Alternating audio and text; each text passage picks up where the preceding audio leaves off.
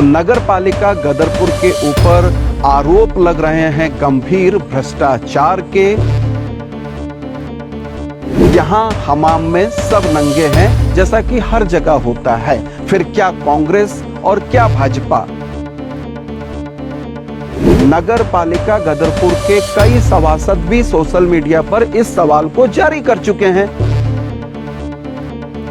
नगर पालिका कंगाल हो चुकी है गदरपुर की, एक तरीके से ये कहा जा सकता है।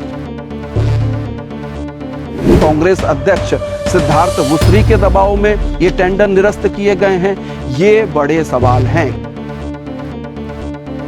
मैं गदरपुर के वार्ड नंबर 6 आवास विकास में खड़ा हूं और यहाँ पर रजत जयंती पार्क का निर्माण चल रहा है, सौंदर्यीकरण चल रहा है।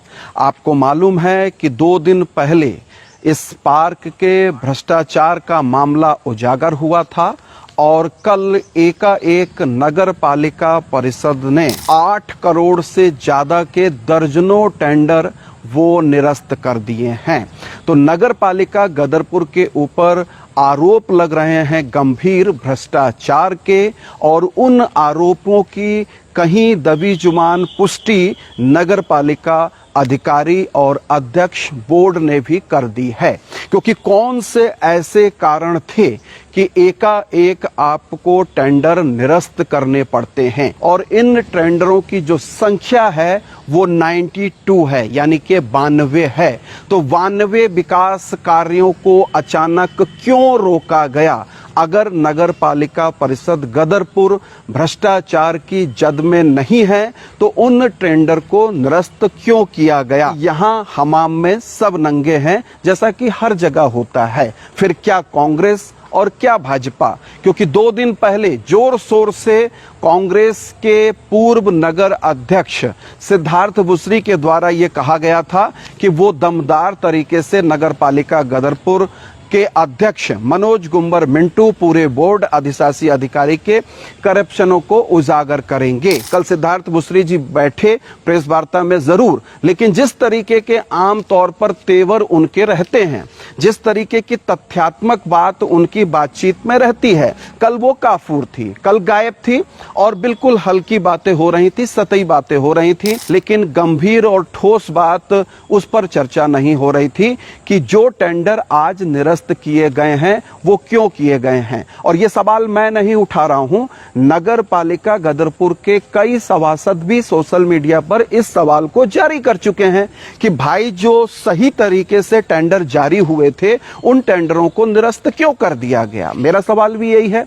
कि अगर मनोज गुंबर मिंटू चेयरमैन साहब ये मानते हैं, अधिशासी अधिकारी और बोर्ड मानता है कि जो 92 टेंडर थे 8 करोड़ से ज्यादा के, वो टेंडर सही थे, तो फिर किस दबाव में, किस सेटिंग में, कौन सी ऐसी स्थितियां थी कि उन टेंडर को रातों रात निरस्त कर दिया गया? जबकि जो वो टेंडर शुरू हुए थे वो पिछले महीने मई में 6 तारीख को और 22 तारीख को वो टेंडर की प्रक्रिया शुरू की गई थी। नगर पालिका को आपने बनाया है, खासतौर पर गदरपुर के हमारे जो दर्शक हैं, लोग हैं, नागरिक हैं, मतदाता हैं या आम लोग हैं, बच्चे हैं, बुजुर्ग हैं, महिलाएं हैं, उनकी ये जिम्मेदारी बन जाती है कि आपके पैसे की, आपके टैक्स में दिए जाने वाले पैसे की कहीं बंदर बाट तो नहीं हो रही है। वो सभासद जो ये कहते थे कि चुनाव जीत जाएंगे तो कतई परसेंटेज नहीं लेंगे, जो 2, 2.5, 3% सभासदों का फिक्स होता है, ऐसा आमतौर पर कहा जाता है, क्योंकि इस बात को प्रूव करना बड़ा मुश्किल होगा। लेकिन ठेकेदार और संबंधित लोग हमको ये बताते हैं कि जो परसेंटेज की दरें हैं वो पिछले चेयरमैन साहब के कार्यकाल से भी बढ़ गई हैं, और वो दरें बढ़ने के कारण सफाई से लेकर, कूड़ा बटोरने से लेकर, पार्क बनाने से लेकर तमाम सारी चीजों में खुलेआम बंदरबाट हो रही है। तो इस बंदरबाट पर लगाम कौन लगाएगा?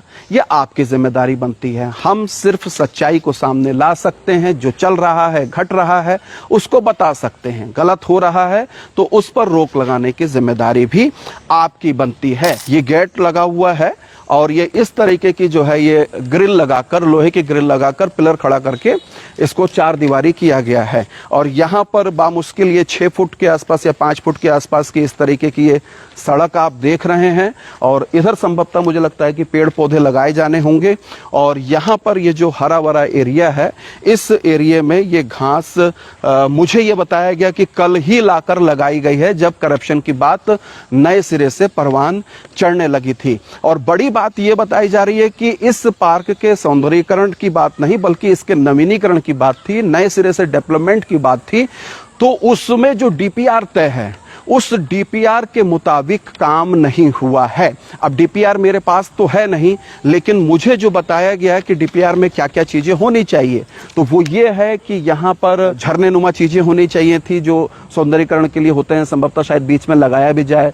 सिटी का अरेंजमेंट होगा, झूले होंगे, फूल वगैरह लगाए जाएंगे। यहाँ पर कैंटीन की बात भी मैं सुन रहा हूँ। तो कंप्लीट डीपीआर में काफी कुछ है, पर संभावनाएं ये दिख रही हैं, जिस तरीके से पैसा अभी तक निर्गत कर दिया गया है नगर पालिका की ओर से, कि शायद इसको इसी चार दीवारी में या इसी स्थिति में छोड़ दिया जाएगा और पैसा खुर्द-बुर्द कर लिया जाएगा। जब 25 साल हमारे पूरे हुए पिछले साल उत्तराखंड को लेकर, तो उत्तराखंड की रजत जयंती समारोह के मौके पर मुख्यमंत्री पुष्कर सिंह धामी ने ये ऐलान किया था कि पूरे उत्तराखंड की नगर पालिकाओं में, नगर निगम में, नगर पंचायत में, हर शहर के अंदर एक रजत जयंती पार्क बनाया जाएगा और इसके लिए राज्य सरकार पैसा जारी करेगी। डीपीआर स्थानीय जो निगम है, पालिका है या पंचायत क्षेत्र है, वो बना के देंगे। तो गदरपुर में आवास विकास के इस वार्ड नंबर 6 में रजत जयंती पार्क बनाया जाए, जिसको अभी गदरपुर के लोग भ्रष्टाचार जयंती पार्क के रूप में जान रहे हैं, जैसा कि सोशल मीडिया में चल रहा है। अब किस हद तक और कितने लेवल पर भ्रष्टाचार हुआ है, ये स्थानीय लोग ज्यादा बेहतर तरीके से जान सकते हैं। और इसकी जो लागत आकी गई थी वो 97 लाख रुपए आकी गई थी, लेकिन अभी तक जो काम हुआ है वो बामुश्किल 20 से 25% हुआ है। हो सकता है 30% तक भी इस बात को कह दिया जाए, या कि जो जेई हैं, एई हैं, वो उसको 30, 35, 40% तक कह देंगे, लेकिन 50% काम भी इस पार्क में नहीं हुआ है। लेकिन 60% रनिंग में पैसा ले लिया गया है। ये पहली बार देखने को मिल रहा है कि रनिंग काम में 60% से ज्यादा पैसा दे दिया जाए। और मुझे बताया गया है कि 97 लाख में से 55 लाख रुपए अभी तक इस पार्क को जारी हो चुके हैं। 2025 में नवंबर के बाद टेंडर होते हैं और टेंडर के बाद यहाँ पर एक टंकी भी थी पेयजल विभाग की, उस टंकी को ध्वस्त कर इसके सौंदर्यीकरण का काम शुरू होता है। नगर पालिका कंगाल हो चुकी है गदरपुर की, एक तरीके से ये कहा जा सकता है। और जिस आधार पर आज टेंडर निरस्त हुए हैं, पिछले कार्यकाल में यानी कि गुलाम गौस साहब के कार्यकाल में भी इसी आधार पर टेंडर निरस्त हुए थे। तो जब टेंडर निरस्त करने का आधार एक सा ही है, तो फिर जो गलती गुलाम गौस साहब ने की टेंडर को जारी करने की, वो फिर मनोज कुमार मिंटू ने भी क्यों की, ये अपने आप में बड़ा सवाल है। और अगर वो टेंडर जारी कर दिए गए थे और टेंडर जरूरी थे, तो फिर वो निरस्त क्यों किए गए हैं, ये अपने आप में बड़ा सवाल है और गदरपुर की जनता ये जानना चाहती है। अब इसके पीछे क्या दबाव है, क्या सेटिंग है, क्या प्रेशर है, कौन सी पार्टी पॉलिटिक्स है, ये सब बड़े मसले हैं। ये टेंडर निरस्त करने की प्रक्रिया का विरोध खुद भारतीय जनता पार्टी के सभासद भी कर रहे हैं। वे कह रहे हैं कि ये टेंडर पारदर्शिता से हुए थे, सही हुए थे और नगर के डेवलपमेंट के लिए जरूरी थे। तो फिर कौन से दबाव में, क्या कांग्रेस के दबाव में, कांग्रेस अध्यक्ष सिद्धार्थ वुसरी के दबाव में ये टेंडर निरस्त किए गए हैं, ये बड़े सवाल हैं। क्या डीपीआर की उपेक्षा हो रही है इस पार्क में? हो रही है तो उसकी चेकिंग होनी चाहिए, उसकी क्रॉस चेकिंग होनी चाहिए और डीपीआर के मुताबिक काम होना चाहिए। आज के डेली न्यूज़पेपर में जो 92 टेंडर को निरस्त करने की निविदा जारी हुई है, वो अपने आप में नगर पालिका गदरपुर को संदेह और सवालों के घेरे में खड़ी करती है।